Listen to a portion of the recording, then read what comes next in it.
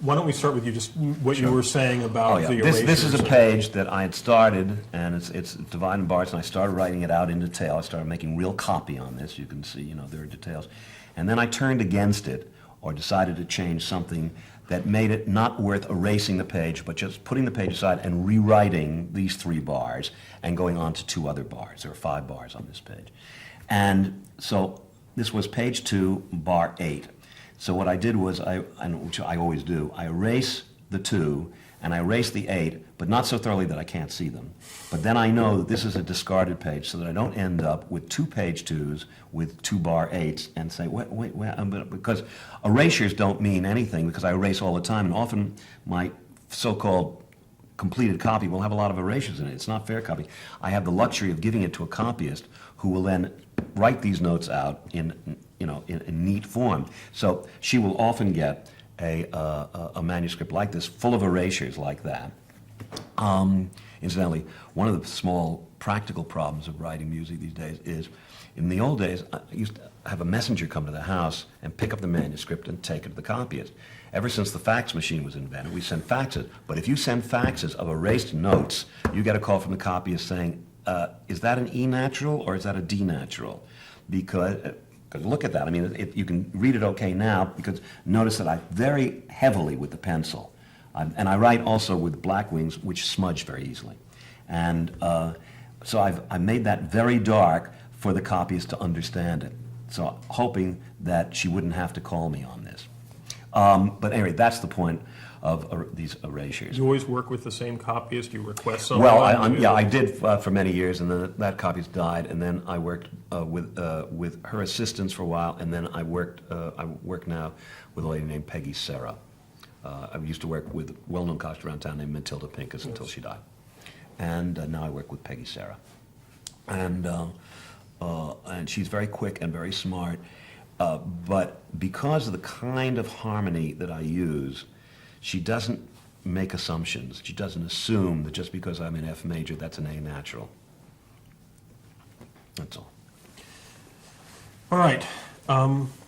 The layers here of harmonies that you've got, I've never seen anyone who uses figured bass the way you do. And if you could talk about it, I have no idea that people. Okay, go. You finish your question. I guess the fact that almost every harmonic change, you also sort of imply a key change. Mm-hmm. So it looks like here you're starting in a G 2 minor. chord in G minor, going to a 1 chord in A flat. Mm-hmm. Well, if you have a G minor chord, how are you going to notate the A flat in a G minor tonality? You can't. Or it would be, though. Indeed, because in G minor, it's going to the base of the chord is going to be an A natural. So if you're going to go to an A flat chord, you got to change it there.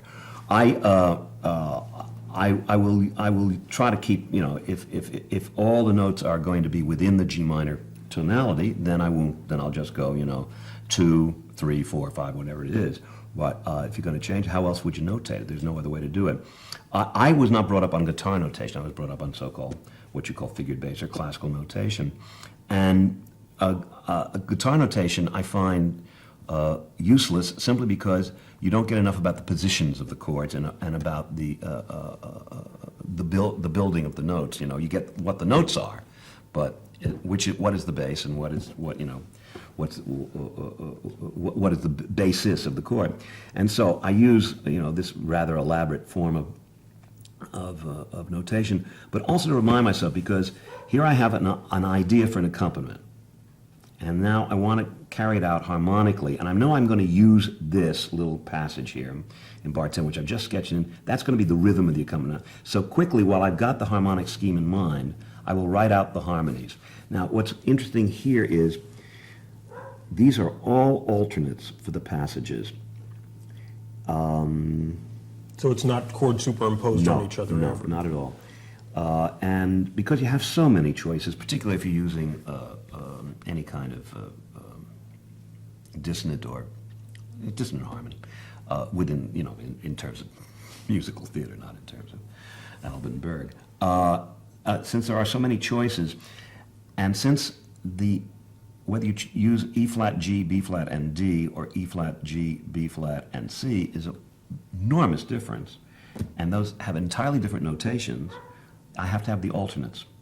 And so there isn't an awful lot of difference between this E flat 1 and this E flat 1 7, but there is a difference. And I want to remind myself, don't settle for one without examining it very carefully. And then when you see them on a level, if it's going to be a G1-6, then it's going to go to a G minor 1-6, it's going to go to an F major 1-6. If, however, it's an E flat 1-7, it's going to go to the C minor 1-6-4-2. So that when they're on a horizontal line, it means if I choose this, then that follows. If I choose this, then that follows. Usually, the top one is the one that's going to work, and I probably ended up using the E flat C minors, etc. As opposed to this top? Well, what's interesting is there are two,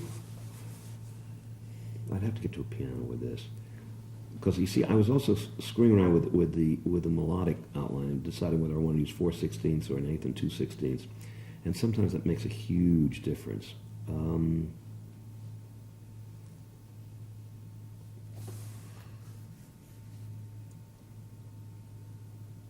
I don't want to waste film. I would have to go to fine. piano, otherwise I'm going to sit here trying to hum it and trying to read my old writing. Clarify, you talked about that the way you wrote this was how else are you going to notate those figures. But in your mind, are you actually thinking that it's in essence a modulation to that key, or is it just No, it's not. First of all, I never think in terms of modulation. Particularly in this kind of music, it's constantly changing within chord-to-chord keys, so to speak. No, I know what the tonality is. I write very tonal music. But to go from chord to chord where there are changes of the center of the tonality, no, this just means for these four notes, that's going to be an A-flat tonality. Even though one could note, if you wanted C minor, that could very well be a C minor 6. But it's an A-flat chord simply because in between I've gone to something else. So it's much easier for me to refer to these and read each chord as a separate chord rather than think, all right, shall I write this in A-flat with a flatted fifth? No, I'd rather write it, in whatever other notation I want to use to an F minor 1-6, if that's what I was doing. If it's going to be A flat C D F, then it's an F minor 1-6, as opposed to an A flat chord with a sixth on top and a flatted fifth. That's all. It's just whatever is easier for me to read. Talk about the inversions that you choose here, and what Why is it about? Well, I learned a long time ago, and I try to use it more and more, that particularly in music that you want to keep moving. Most composers of songs and in music theater tend to use block harmonies. I say everything's based on the root position, generally. And certainly that was the tradition, with the rare exception of Kern and sometimes Porter. Rogers wrote mostly in root position. And yet inversions are exactly what gives something variety while you're holding it together with glue. You're in C major, you want to get to a one chord again. I mean, a lot of stuff is written over pedal point in musical theater. I write a lot over pedal point. But it isn't just a matter of making, little wrong notes in the right hand while you constantly have your ostinato bass. It's a question of how long do you want that bass to pound into the listener's ear. Musical harmony, as you know, moves by bass line. And that is the motor that changes things. And it doesn't matter how you screw around with the notes on top. If the bass remains solidly like that, it's going to sound that way throughout. So if you want to stay in C major and you want some variety, why not go to a C1-6? Now, the instability of first inversions is something that's very hard to deal with when you're so used to block harmony. I get scared when I use sometimes a 1-6 that it's all going to fall apart because, it's so easy and satisfying just to pound away at the 1-5, 1-5, 1-5, as most songs do. But when you get to 1-6, to the 1-6 chord, it becomes a little more interesting because the 1-6 chord tends not to go back to the 5, but to lead to a 4, or even sometimes to a 6 chord. And so that the E, if you're in C major, the E will tend to will pull towards an F in the bass or pull towards an A in the bass. And I'm talking on the simplest possible chordal terms here. But at least you're getting away from that C, G, C, G, C, G. So that's why I try to give myself as many opportunities. I see there are a lot of first inversions in this passage, and clearly I wanted the passage to move. I wanted it to be liquid. And one way of doing that, because look at all the, see, for 2 bars, you've had a pedal tone underneath, and it's about time, you know, to get off the pot, so to speak. And so that's why I try to use inversions. Do you go for a bass line that you think sort of melodically counterpoint That's will... that's the long line composition is what's going on the top and what's going on the bottom, and how do they do that, and how do they then make the music stay within F major before you get to the second movement, so to speak, which goes into the A flat major. But I often will make long line with just two lines, the top and the bottom, because that's how you make music move. So, and sometimes, if I'm trying to be clever, I will, you know, the melodic line will be the inversion of the bass and vice versa. There are all those kinds of things. And but they're more than being clever. They really hold the music together. I'm a firm believer that the ear hears things that the mind does not know, particularly in non-musicians, but even a musician, that if it's there, it's there. And you know, you look at a sidewalk, you don't see the grouting, but if the grouting is there, if you've built sidewalks, you see the grouting. You say, gee, that's bad grouting over there. But if you don't, this is a terrible metaphor, I'm going to pound it in the ground. But you know, the whole point is that what cements music is a musician's business, and the idea is not to make it effortful for the listener, to make it effortless for the listener. But that cement is what makes the piece hold together, and if you put too much cement in, it absolutely rigidifies it and becomes boring. And the idea is, how do you give it... Actually, grouting is a very good metaphor in that kind of thing, because it holds it together, but allows it to expand and contract and prevent it from breaking. And so that's exactly what should be going on with the business of an inversion. An inversion is to allow the music to expand a little bit instead of just going 1-4. Why not go 1-1-6-4? And it's just, I remember there's an inversion in Losing My Mind, which is an absolutely traditional 32-bar song. But I used an inversion someplace there. I have to go over it to tell you exactly where it is. But when I thought, gee, that's good. That's something Kern would have done. It's very simple. It's mostly based on root position harmonies. And then there's this one inversion. I think it's in the last A, and it just gives real air. It's a tiny thing, but it gives real air. You know, you have this desert and this tiny little oasis in the middle of it. And I think it pays off in terms of letting the listener off the hook and giving the listener a breath, the ear a breath to go on and not fall asleep. Unfortunately, you know, in musical theater, and as particularly in the last 40 years, audiences like to fall asleep. They like to know what's happening next. They don't want to be surprised.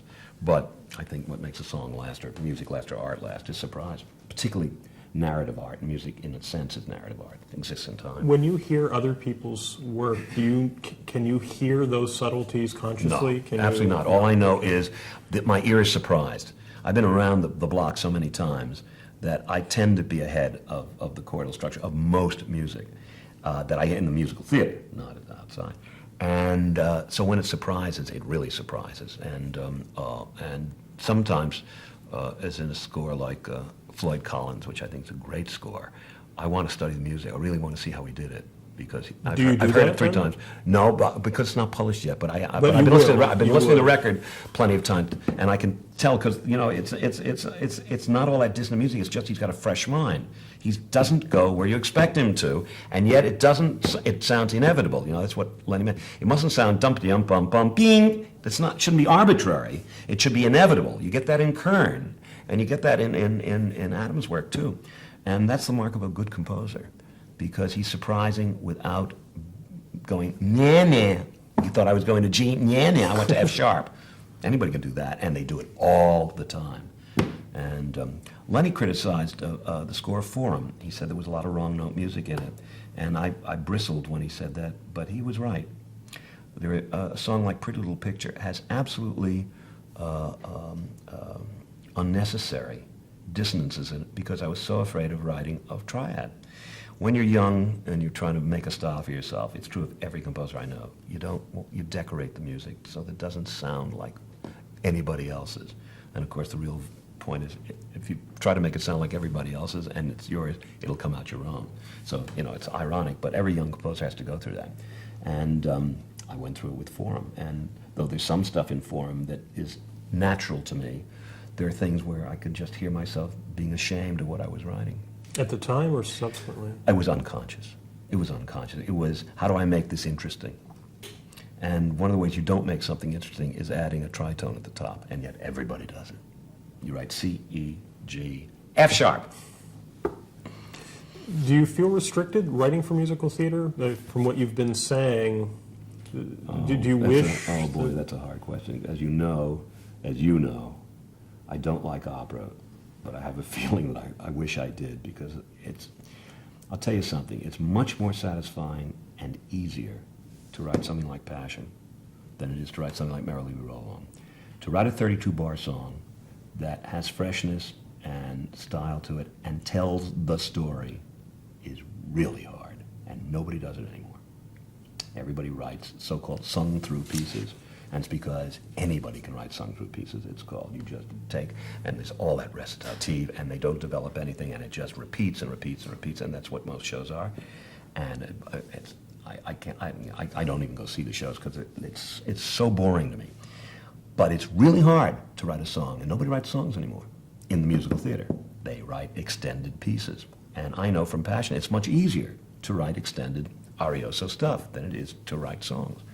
And do you have more pride in Merrily then, in a sense, as a musical accomplishment? I don't want to compare because I'm very proud of Passion, but yeah, I'm very, very pleased. Merrily was the hardest score I ever had to write.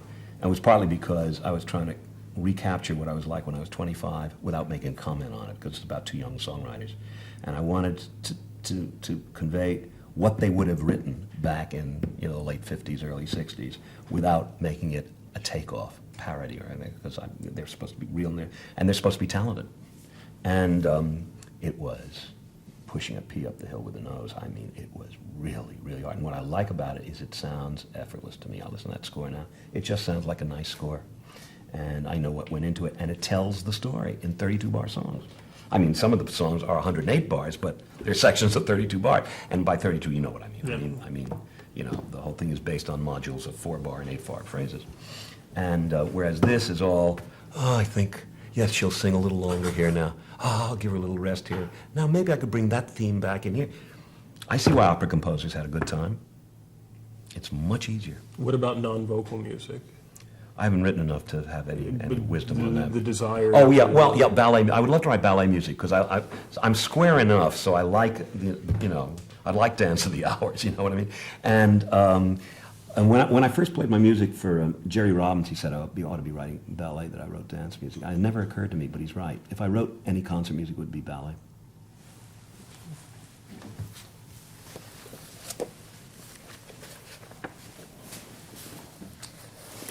We're looking at Fosca's entrance, 1, 2. Mm-hmm. I was just intrigued by this little thing here. This would be, I suppose, for the viewer. I picked this habit up from Lenny, which is you take one of these sheets which has it's just that and blank on the other side, and use that as a folder cover for what you write. And then when you write the music, you do this, and then you tear the sheet. Tear it down the center like this, and now you have 2 pages of music. So that's what all this stuff is. These things torn in half. But there's a cover, and it's that. And when I start, if I have an immediate idea, before I take out my sketch, tear up something and start a sketch sheet, I'll just sketch this. So here is some kind of basic idea. Here's something that says Chopin in C. I was imitating Chopin. For Fosca's piano piece. And bar 19, bar 14, bar 26. That looks to me like a later notation. But the point was, this was going to be the range from C to G. The vocal range for that character. Yeah, exactly. And here it says verse over the E natural. Why would you think that? What would make you say... I have a feeling, bar 19, let's just see what happens in bar 14 and 19. This may be fruitless, but no, it doesn't look like it means anything. Let's see what happens in bar 19. Maybe that means something.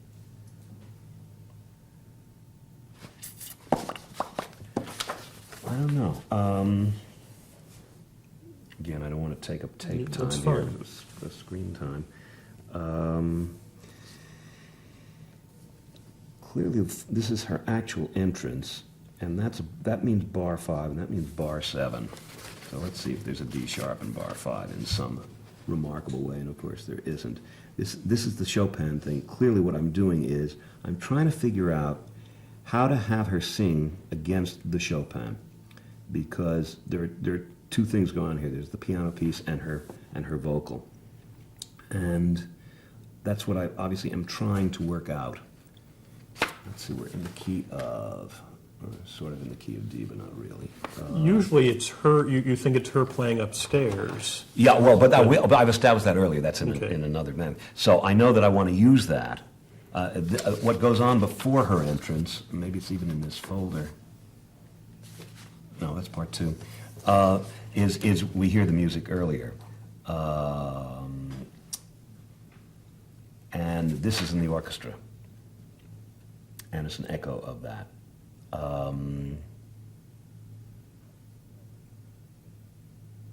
So this is the orchestral version of the piano, which I've done with sustained chords and with an occasional whiff of the accompaniment figure from the piano piece. Now, how that relates to, what's interesting here is there's a flat signature here, so and it says 4th letter. So there was a 4th letter from Clara. You know, we cut some letters out, but if there is a 4th letter, that's got something to do with that. I think what it is, I was making I remember vaguely now, I was making the transition from Clara's song. You know, she has this sort of waltz, I'm picking our little room, et cetera, and against it in comes, you know, this dissonant music, which is Fosca. And so I The think cross-cutting. Yeah, the cross-cutting. So clearly what I was doing was making a relationship between F major and D major. D major being what Fosca is going to get into here. And this may be the long line of it, because look, comes back to F major So here. we know that Fosca's keys became lower. So how do you deal, when you're thinking about key relationships for different sections, for different singers, Yeah. and then... Unfortunately, unlike opera, you in musicals you cast for the people. You don't in opera you force. You know, if it's a 500-pound soprano, she's 40 years old and she's playing Juliet. That's what you do, because the suspension of disbelief that audiences bring to opera is so much greater than what they bring to so-called musical theater. And I just settled for that. I've really had to change musical structure to suit voices. Fosca's entrance, for example, and this whole thing is solo. Giorgio speaks, so it doesn't matter what key it's in. There is no overarching design to the score of Passion. It is not one long, you know, like Wozzeck or Lulu. It's not one. Sections are done that way, but I'm too practical to force people into some kind of scheme. There's no score that's like that of yours. No, none. There are sections. But where the individual sections are set is arbitrary in the sense that you accommodate the singer. So I never think in terms of an overarching form. Also, in musical theater, one of the reasons I don't like opera is it's so full of longueurs, and so what you want in music theater is the ability and the flexibility to cut things.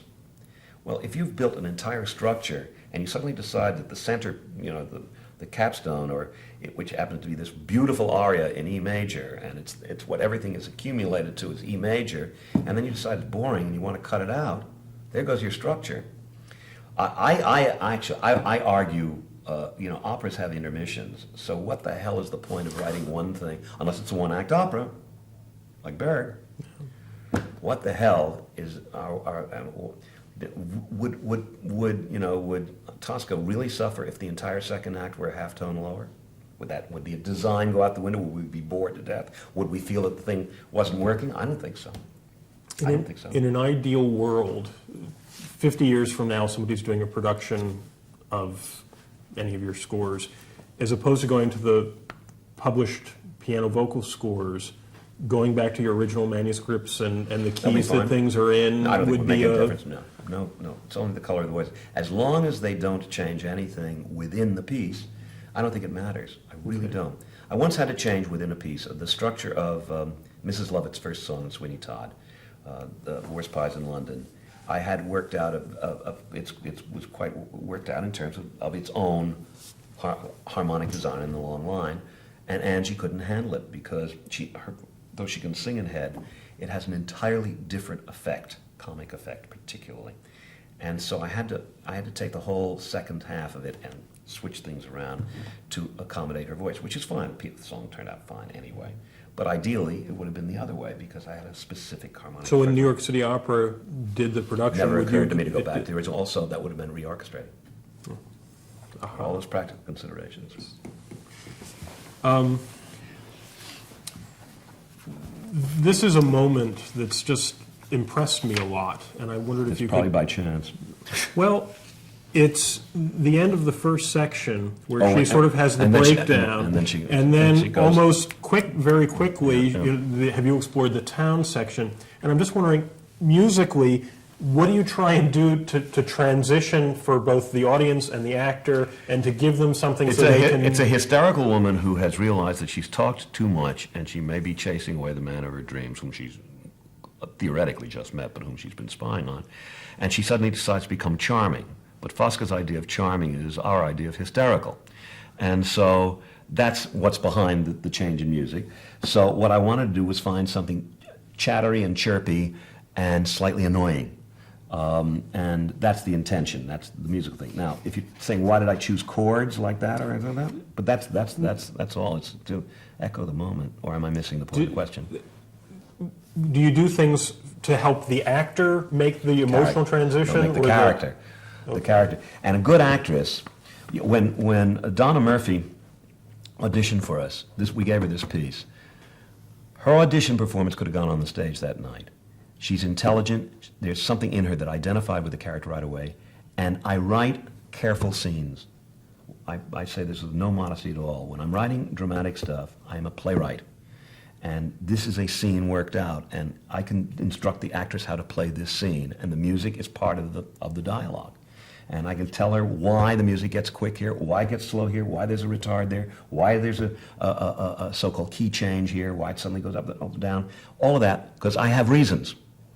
Now, the actress may choose to ignore them, but Donna, who was just auditioning, did not have a chance to ask me, but she understood it, and this piece is psychologically very well laid out. And all it takes is a good actress to understand exactly why. It's one of the reasons that actors like to sing my stuff, because I'm essentially a playwright in song. And I'm not asking them to sing songs, I'm asking them to play scenes, whether they're in 32 bars or 33 bars. Doesn't matter, or 109 bars or 6 minutes. And this, one of the reasons it convinces you is because psychologically it's true. This is, if I were writing this as a play and as a monologue, I would do the same thing. She would get grinding and grinding and suddenly start stirring her coffee and get chirpy without any music at all. So that's all. And notice there's only one bar she gets to breathe before she changes tone. Why would you have made that? Would you Because have, in your own mind, would you have thought- ordinarily when you go into a new rhythmic section, you give the audience a chance to hear the rhythm for a couple of bars. Not in opera, obviously, but in musical. But why didn't you give her the chance here? Because I think she's too hysterical. Okay. I think everything's got to be offbeat. I think Fosca's one of those people who, when you think she's going to be quiet, she screams. When you think she's going to scream, she's quiet. And when you think she's going to cry, she laughs. She's completely out of control. She's a loose cannon. And what I wanted this opening number to do was to make the audience really frightened of her. To say, "Oy, there's a buntle." And I think it does. I think, but at the end of this song, they're ready, because you know what happens right after this song. She has this screaming hysterical fit, which is 1 inch away from making the audience laugh. But because the song is preceded, they don't laugh. There was a tendency to giggle a little bit, to have a woman suddenly, in watching a funeral procession, and suddenly scream and have an epileptic fit, because they're not prepared for it. But they are prepared for it because of this, and because of that transition.